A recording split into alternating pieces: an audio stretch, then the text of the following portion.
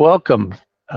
Welcome. We're here with Duncan So joining us on the call today. Duncan is an author, speaker, counselor.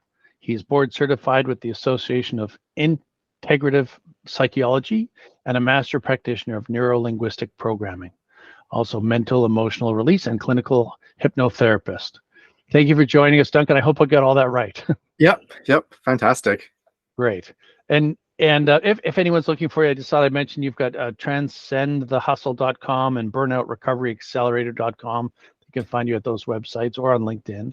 I wonder if you could, Duncan, for anyone watching, give us a bit of your background. How did you get to where you are today, and what led you to what you currently do? Yeah, I love that question. I mean, and I'll say this from the lens of, I know a lot of your audience are probably in the entertainment industry, other executives from the top or all the way down to animators. I'll be honest with you, in the beginning, I wanted to be a video game designer. So very similar to your industry. But back then when I was going into university, there wasn't video game design as what we have today. So, the closest thing that I had back then to both appease the parents and also pursue my passion was going into the field of engineering. And so I'm actually, on paper at least, an engineer. I focused on computers and networking and spent about 10 years in corporate IT up in a telecom here in Canada.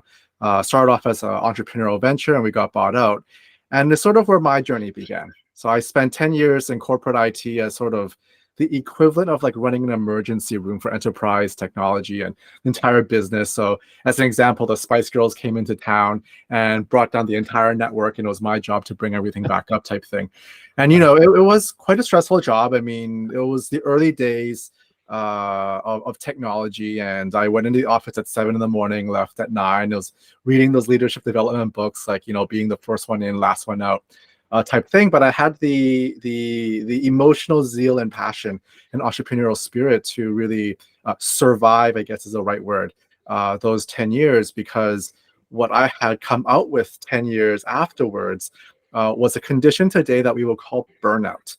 I know back then there wasn't a thing called burnout. It was more something given to doctors, frontline workers, and so forth. And in the tech world, or in a sort of a high-paced type of digital world, it wasn't really there yet. And so how I experienced it was what I would have called a quarter-life crisis, or a full crisis of identity and meaning. And I began to ask myself, like, who am I? What's my purpose? And during those times of big institutions and companies that get public cash infusions for these big projects, I couldn't see myself. I was looking at my mentors, all vice presidents, looking at my mentors, and I couldn't see myself in the next 20, 30 years doing those same things. I wanted things now. I wanted things fast, and at the same time dealing with the mental and emotional challenges at that time. And so you can imagine, fast forward today, and it's sort of a lot of similar symptoms, right? I was, dealing with chronic stress. I was overweight. I nervous picked my entire right eyebrow off. I was in a 7-year relationship that imploded. And so a lot of things just began to, cluster together to become a little bit of a nightmare. And my mentors at that time were like, Duncan, you're a little too early to have a midlife crisis. You're in your quarter life. What's going on?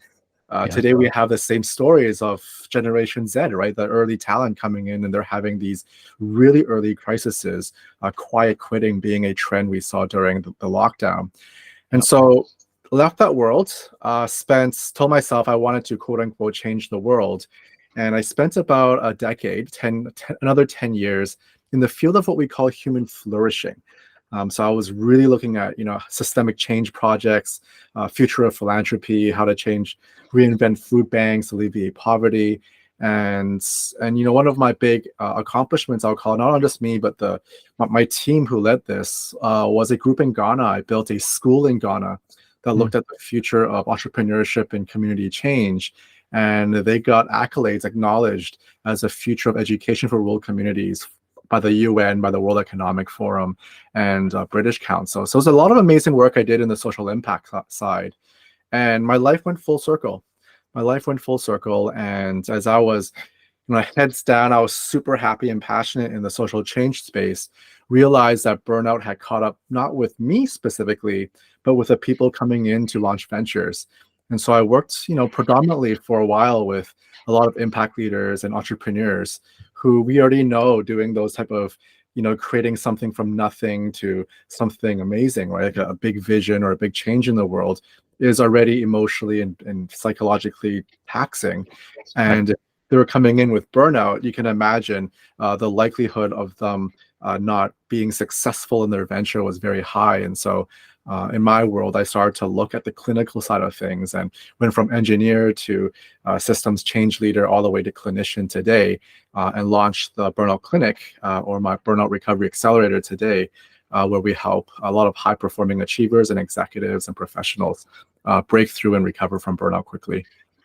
Great. Excellent. Thank you, Duncan. That's amazing. I'm curious with, you mentioned talking to high-performing executives. Mm-hmm. Are there kind of several quick templates or something that you apply, or is everything very custom, to sort of unpacking some of the things that they're going through? Yeah, so it's a bit of both.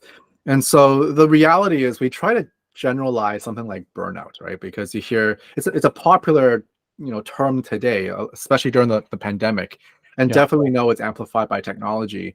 And so a lot of us, when they come into the clinic, the first thing they go, Duncan, hands up in the air, I'm burnt out. Right? Or if I'm working with HR leaders and they're going through exit interviews and they're like, my employees hands up when I'm burned out, refer into the clinic, let's try to retain them, right? What's going on?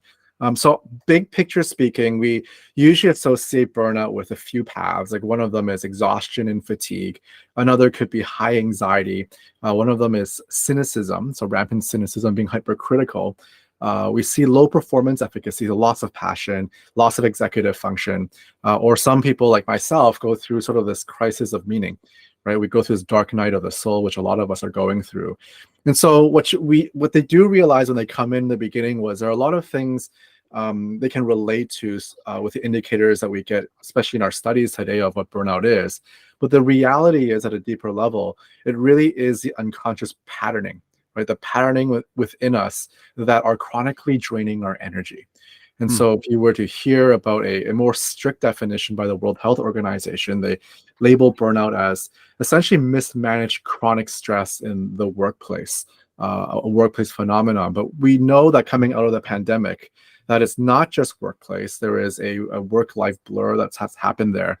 And so I think, whether it's myself as a practitioner or those going through it or have recovered from it, can all agree today that it's really about chronic stress, right? About a culture that creates not just stress, but sort of that chronic condition of it that leads to a lot of not just mental, emotional challenges, but physical ones as well.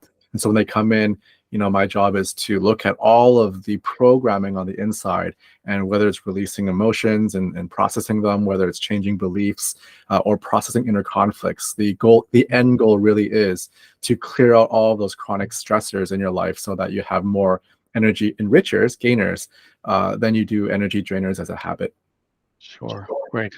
And Duncan, do you find, are there any businesses or industries that are more prone to this, customer service or client service being potentially one of them?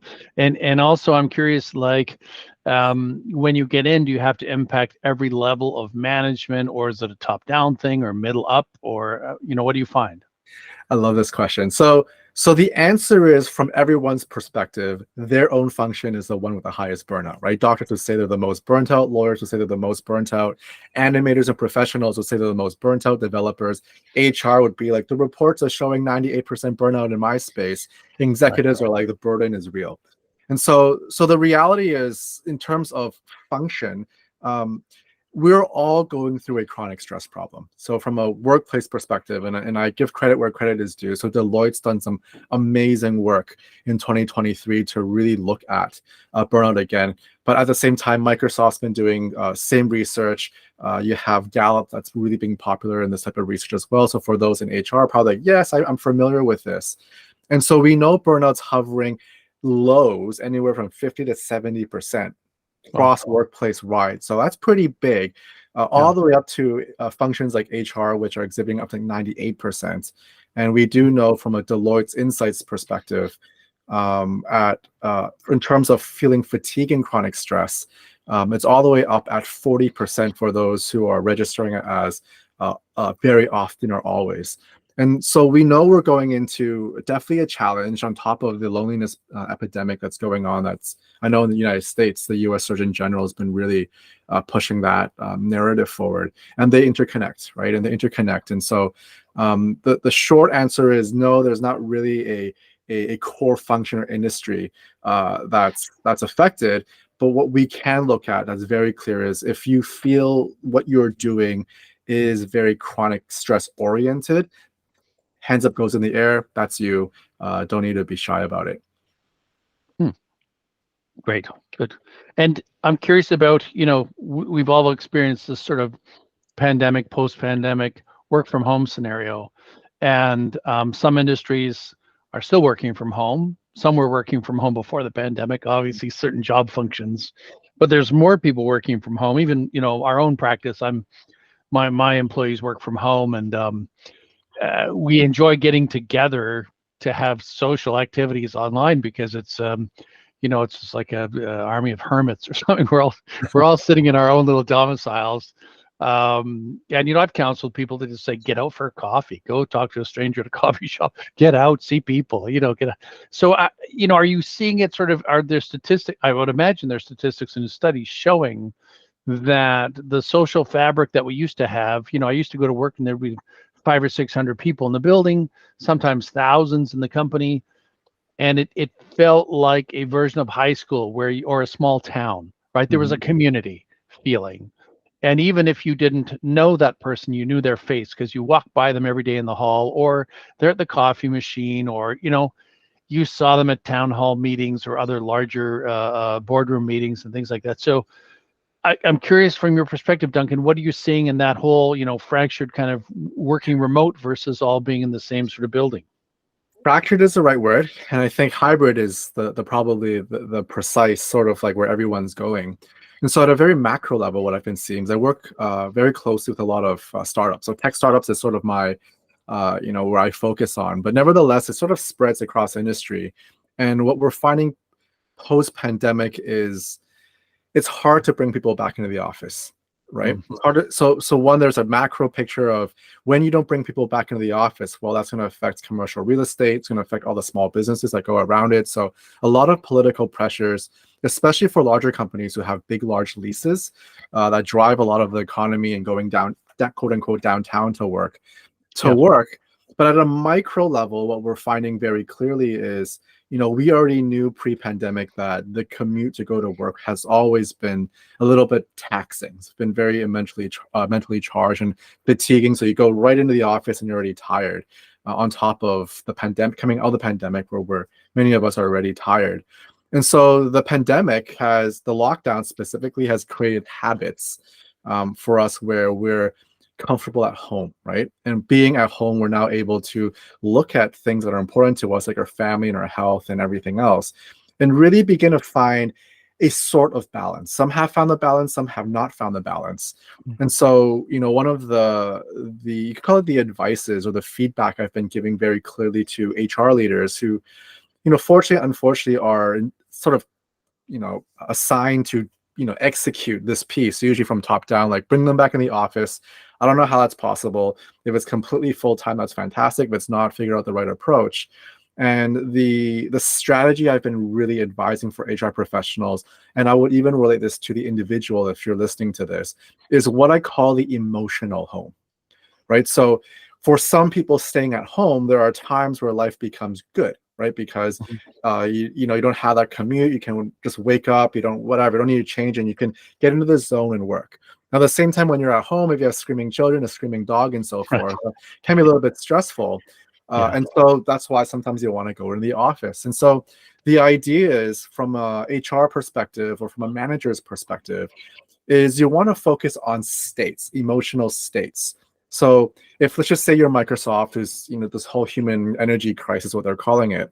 So if you're these big companies, what you want to ask is, okay, if I'm really suggesting that coming into the office is all about teamwork and collaboration, Then what you don't want to see, because this blows your trust, right, within the organization, is they come into the office, they're in the cubicle, and they're not doing any teamwork and collaboration, right?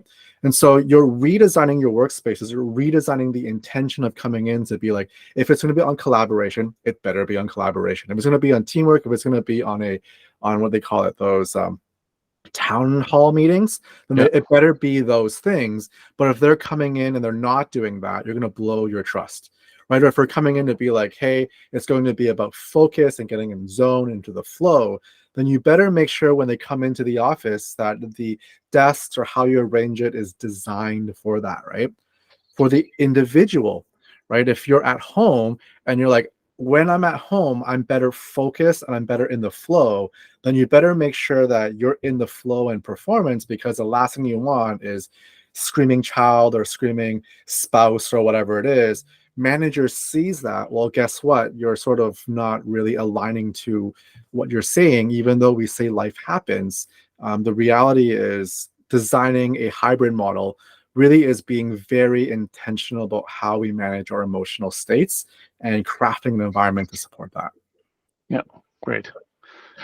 It's interesting. I used to be an HR director and years ago, and I remember the environment was so different in the sense that someone would come in and say, "I really need to work from Fridays at home because my mother is sick or something," and I would go to the VP of HR and I'd be like, "Yeah, well, if we make that exception, then we have to make lots of exceptions for everyone," and so there was this corporate vision of everyone must be here, everyone must match these hours. We would time shift an hour or two, so someone really wanted to leave earlier, they could come in at 8 instead of 9. But and I talked to many of our clients, and they're really battling this kind of mix of, some people are hybrid, some people are fully remote, some people are coming in, their team has to be, they're seen as mission critical, they've got to get together.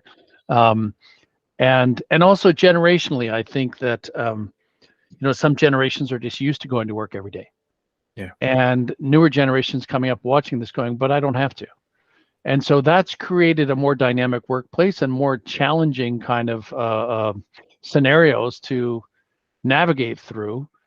Pros and cons, I'm sure. Mm-hmm. I can think of like some of the interpersonal stuff that sometimes was a challenge. I'm an HR director, and these things would sometimes land in my office, and we'd have to navigate them. Now that people are more remote, some of those things would probably not happen. So, and also just the sheer number of hours per month or per year of stuck in traffic. I think for a lot of people that, they love the fact that they can work from home, and if they need to go to the dentist, they don't need to leave work and then try to get back, and all those other logistical challenges. Even just getting a delivery at the house now, because it seems like Amazon and the rise of all these things that we didn't have years ago have changed significantly. So I'm curious, sort of the things that your company does either the most of, or is there a sweet spot or a spot where you find you click really well with your clients or teams or even individuals, and tell us about the things that you really enjoy, because I'm sure you do a wide range of things. But enlighten or educate. I'm just curious, what does your business look like, and where are the spots where you go, this is our superpower, here's where we shine as a company, and here's the spot we like to plug into really well. Nice. So this is for the business owners out there as well. So hats off as clinician and onto the business side of things. So on the business side of things, I mean, we, first and foremost is a clinic, meaning is individual help. They come in and we focus specifically on burnout, like crisis of burnout. So, extreme exhaustion and fatigue. So you're literally in bed, and a lot of high achievers or executives at this point, isn't like, running a 10K, 15K marathon and you're tired, you're in bed for 3-4 days, you sleep it off and you can go run again. This one is you're so exhausted, and on the back of your mind, the workload is still running, it's humming. Right. And so they go into a collapse essentially. And the second big area is like not just high anxiety, but it's like crippling anxiety. So panic attacks kick in and all those different things. And lastly, where we see sort of big challenges is when you're already so stressed and weighted down and deregulated, then a life event happens, right? So whether it's, a family member gets ill, or you get ill, or maybe it could be a money issue, or even a divorce or relationship breakup. Those are big things. And you have just zero capacity to deal with it, and you go into a crash.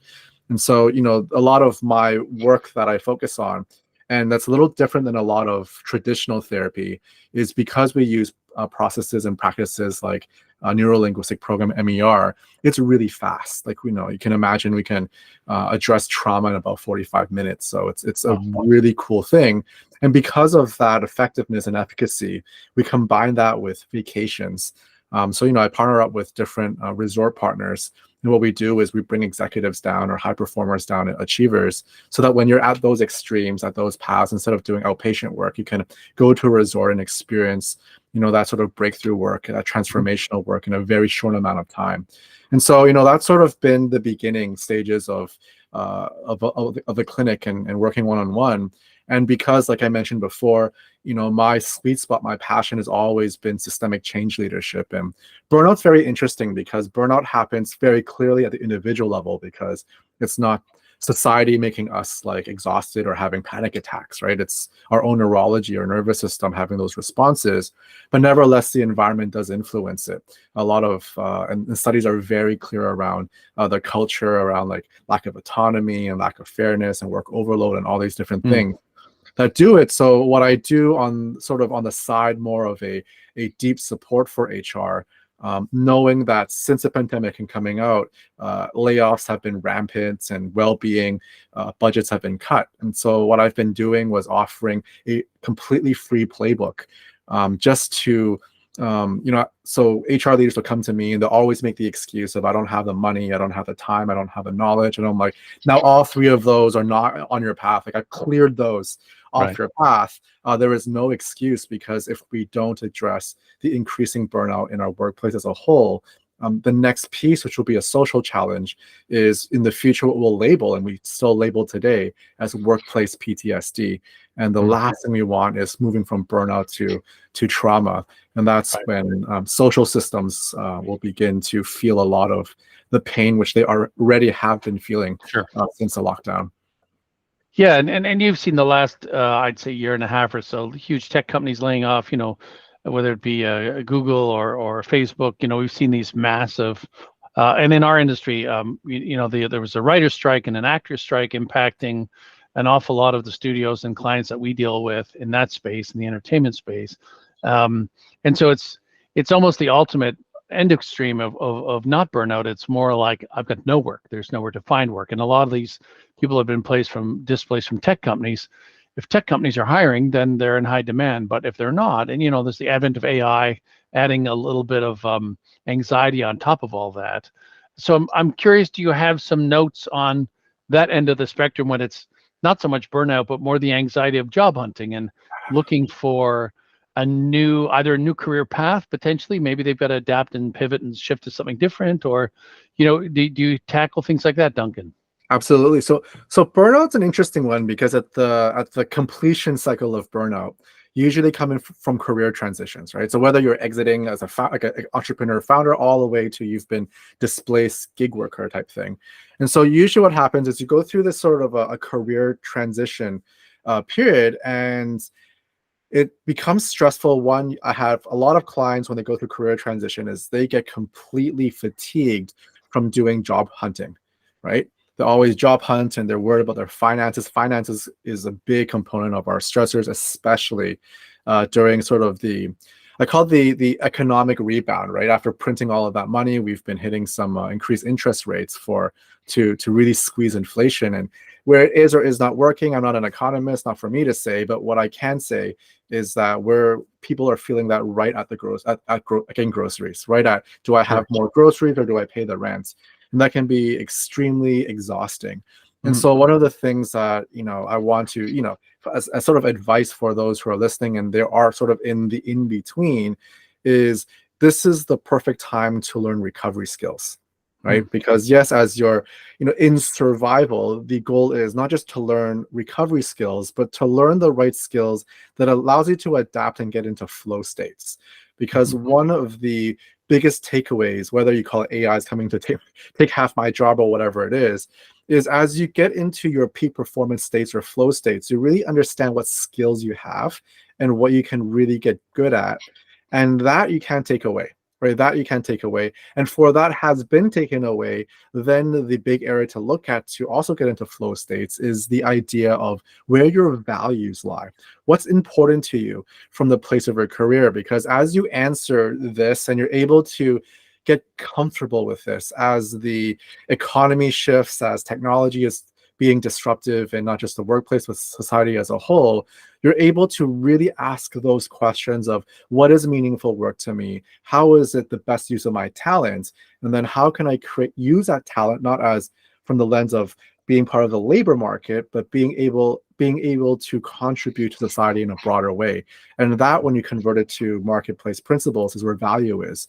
And so we want to relook how we make our quote unquote paycheck attuned to your talent and skills, and not just from, I guess, the industrial thinking approach of, the 70s, 80s, and 90s, where, we'll go into school, come out, hopefully graduate with a degree that'll be useful, because we know today in future education that what we learn in high school and university may not even be completely obsolete. Like 50-60% of that will be obsolete in terms of future skills, right? Because of this.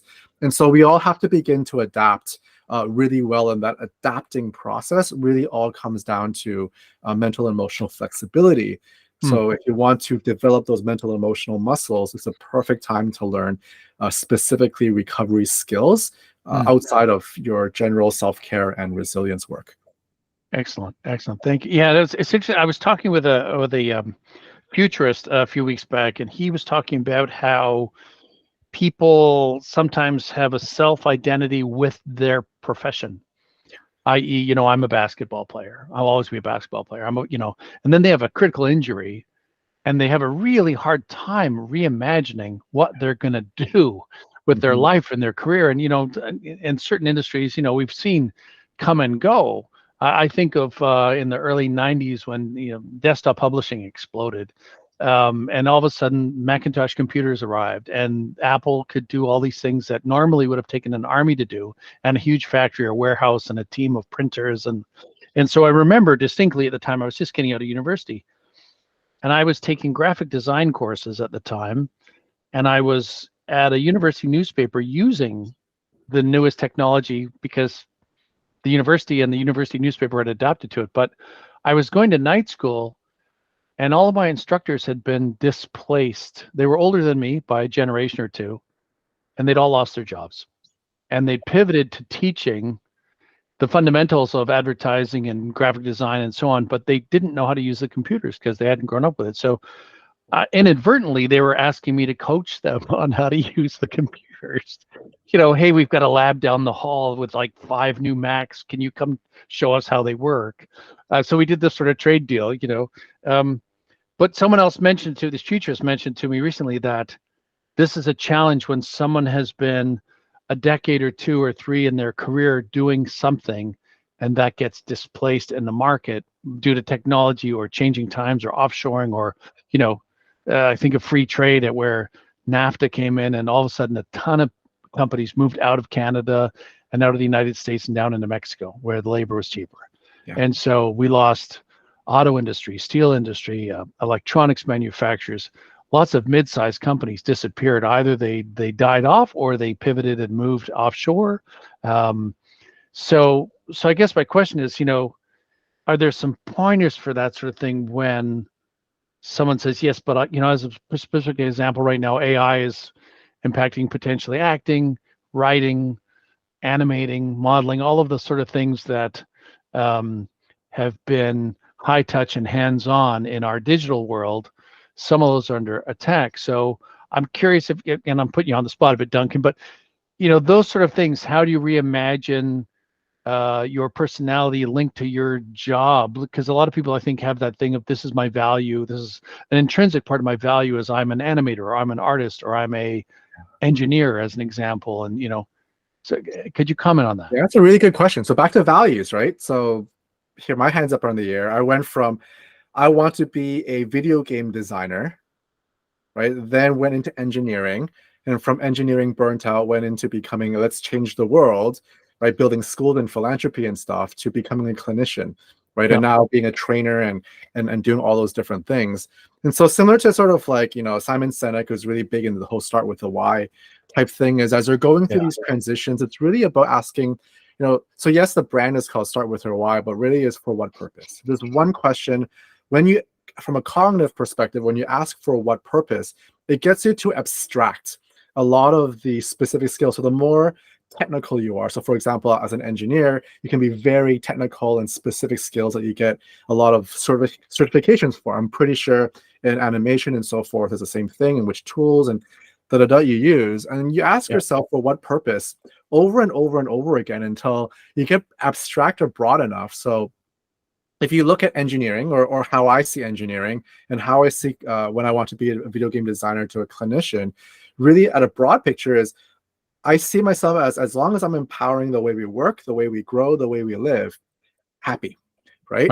And so then from that abstract concept then is to look at the details, like, okay, as long as I do something that fulfills that. So for example, if I'm coding, for example, and it has nothing to do with empowering people, well, guess what? Not my value set, right? Now, somebody else may have another value set. Like my sister, for example's values is all around, animals. She loves to help animals in different ways. So whether it's, directly helping in a shelter, all the way to making jewelry for owners, to helping the mental health of owners, and so forth. You have the motivation and the resourcefulness and the resiliency to then look at, okay, it accomplishes that. I'm willing to learn and do whatever it takes, because I know as I'm even learning that, it's fueling my passion to do something important to me. And especially for a generation like Generation Z, their only ask now is meaningful work. I mean, they're to the point where I don't even have the skills for it, but somehow I imagine that my mentors and my leaders ahead of me have that answer. And I'm like, to Generation Z, I'm like, had we had that answer, we would have solved that like 20, 30 years ago. That was to equip this generation, because unfortunately our older generations, while hearing sporadically where we understand about that, we're still pulling out our wisdom. Generation Z is going to be the next generation, given everything coming down the pipe with technology, that is really going to be deeply empowering and changing for so many of us. Yes. Yeah. Very good points. Yeah. I see on Instagram these van life sort of things, or influencers. It's a whole new generation of monetizing digital channels that didn't exist when I was a kid coming up. And so it's a very interesting time, I think, when the technology is changing faster than we can almost forecast where it's going. And so there will be different options. And again, I think it's sometimes challenging if you've been doing the same thing for 20 or 30 years, but someone newer into the job market doesn't have that legacy of having to shift. And potentially, I think we often look at our parents as a model. And I can think of my father was in the same union for almost 37 years doing similar jobs. He was able to move around, but he basically had one employer for 37 years. And my mother was more entrepreneurial. She was a real estate broker, and she did all sorts of different things and ran different business ventures. So there were two templates to sort of observe, growing up. But I'm curious if I could pivot. I'm sensitive to the time too, Duncan. Moving forward, your company, do you have some vision of the next few years ahead and what you'd like to see? And if you could give us some of those notes of where do you want to take your company and who do you want to continue to help, or if there's new areas you want to expand into. Yeah, so definitely two areas. So one on the systems change side is obviously HR is going to continue to, as a function of, I'll call it the people function, right? So they're obviously in the core of all things, not that the full response burden of everything's on them, but really from an influence perspective, they're the epicenter of all the cultural influence. And so burnout's a big topic that continues to need to be addressed. And to help HR really, or people leaders to really understand that as we have come out of the pandemic and we're going through the recovery periods, is to ease off the gas on prevention and resilience, because the studies are very clear that we're feeling the symptoms of burnout. And so being responsive in that space and focusing on recovery right, is really important. Sort of like my emergency room IT is experience is stop the bleed, right, before you look at root causes. I know there's a tons of root cause stuff, but we're feeling pain. We're all feeling pain, and so let's continue to look at that. And even with my programs, or a lot of it, I'm giving playbooks for free just because I know that that's going to, fast forward next 3, 4, 5 years, at least won't put companies sort of like behind the hole, and it's sort of like walking over that ledge. And so let's start building that bridge early. And the second piece of it in terms of mental health stigma, because that seems to be a thing that we're trying to break up in just sort of social norm right now. And I'm really happy for someone like the U.S. Surgeon General, who has put loneliness up at the top, right? Mental health up at the top, is that, what I see my business doing in the next 5 to 10 years is really amplifying or catalyzing the category of not just wellness and travel, but connecting travel with a lot of recovery and rapid intervention work, so that, yes, you can go to Paris for the Louvre, and you can also go down to the Caribbean to clear a lifetime's worth of trauma, right? Very easily and effortlessly, and come back stigma-free. And so that is a category that, I really want to bring, and it's there, it's small, but it's a category I want to amplify and bring that message to the world. That even mental health, not just the positive stuff, but the negative viewpoint of mental health can be completely stigma-free, and we can come back and be healed and treated with in a very meaningful and transformational way. Excellent. Great. Well, look, I want to wrap up unless you have any other comments you want to make, anything to leave us with. And as I said at the beginning of the call, if anyone's looking for you, they can find Duncan So on LinkedIn. As I love it, the Burnout Interventionist. I think that's a great title. And Burnout Recovery Accelerator.com, as well as TranscendTheHustle.com. Duncan, any final notes, or should we wrap? For any HR leaders, I would encourage all of you to go to the site burnoutplaybook.com, theburnouttplaybook.com, and it's completely free resources. There's a whole bunch of videos. I'm recreating 2024's version of it, and so everything is there for you to help you become responsive in the workplace around burnout. So that's sort of my gift to everybody moving forward. Excellent. Thanks again, Duncan. It was great chatting with you, and hopefully we'll connect at another point down the road. Thanks so much. All right. You're welcome. Thanks, Lance. Bye-bye.